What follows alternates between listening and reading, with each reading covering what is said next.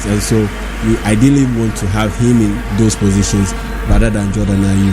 But at the end of the day, Jordan is aiding the game plan with his ability to track back and help keep the Malagasy contained in the midfield. And so, yeah, you would want to give him that benefit of the doubt to be able to do a little bit extra in the next 15 minutes or 20 minutes in the second half. Then you can go ahead to effect those changes and bring on a bit more pacey guys. Well, speaking of Jordan, he's already had Ghana's first shot of the half well over, or second shot of the half, which went well over after Kudus Mohammed dragged his efforts wide as well. The ball is in the half of the Malagasy, throwing to the Black Stars down the left hand side, which Gideon Mensah is preparing to take. Throws it to Jordan, who passes it back. Mensah leaves it for Salisu.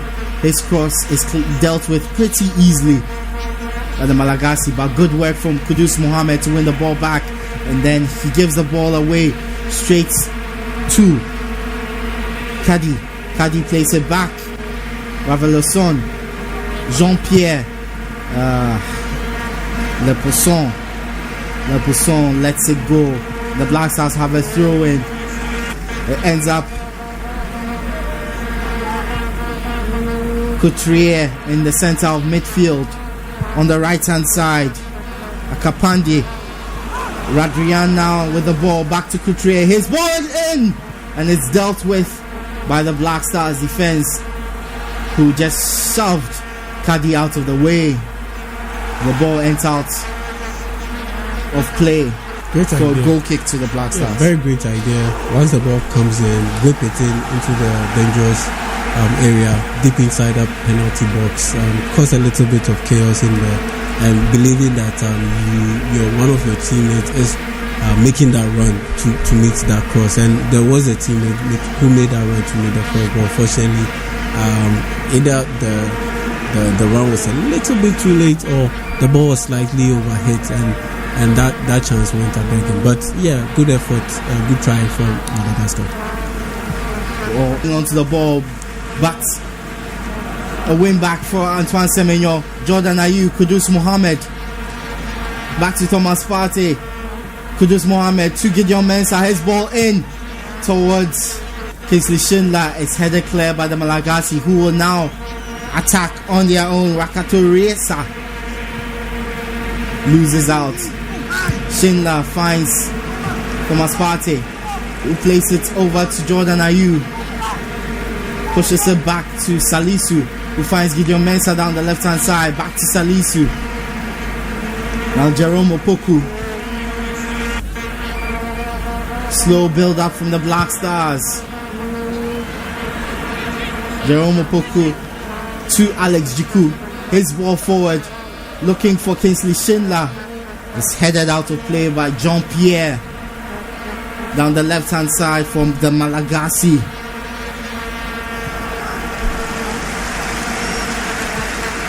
Throwing to the Black Stars. Kingsley Schindler has the ball.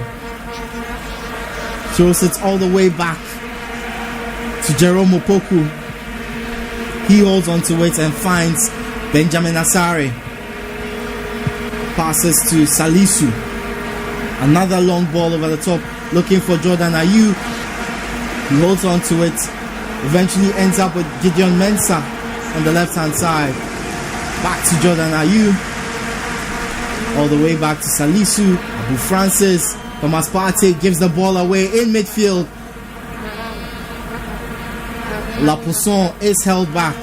Partey's pass was a bit risky, under hit, and he put Abu in a very bad position, where had he not kept a cool head, he could have easily lunged in and attracted another yellow card and had himself sent off in this game. Pretty surprising that he wasn't yellow carded for holding back the midfielder, but the referee has given him another chance. Ball is out for a goal kick to the Black Stars.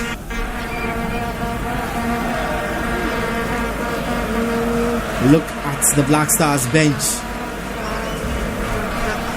A lot of players who could come in and make an impact. Obviously, Iñaki Williams, who started the game against Chad on Friday, on the bench, as well as Enes Nyama, who also started and scored in that fixture as well.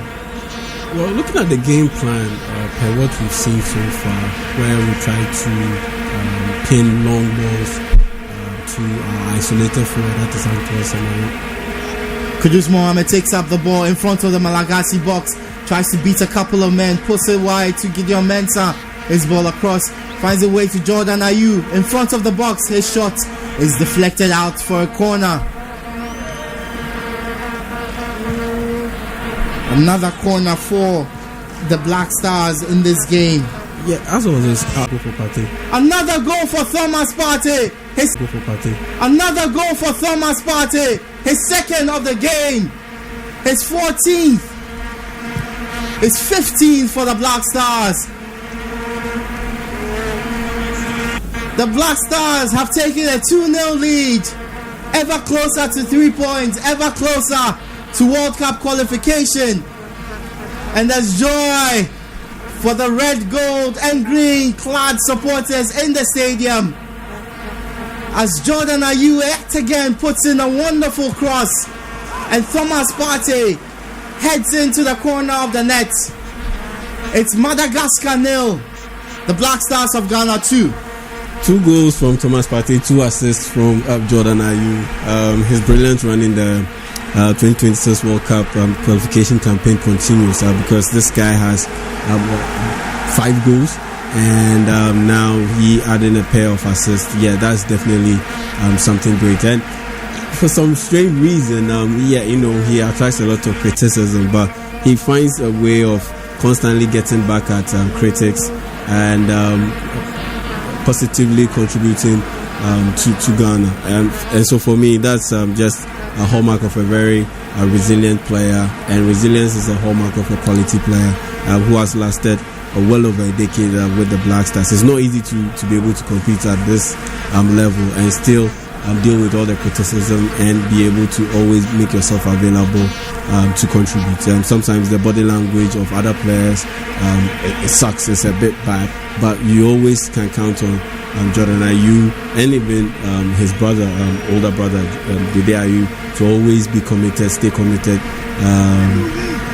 to the cause of the Black Stars. And I must say, yes, this is a well-deserved lead for the Black Stars, and it just gives them that little bit of cushion to be able to maintain possession, control the ball, and just dictate how things go in this game and possibly go for the kill and get a third goal. Well, he dominated the midfield against Chad.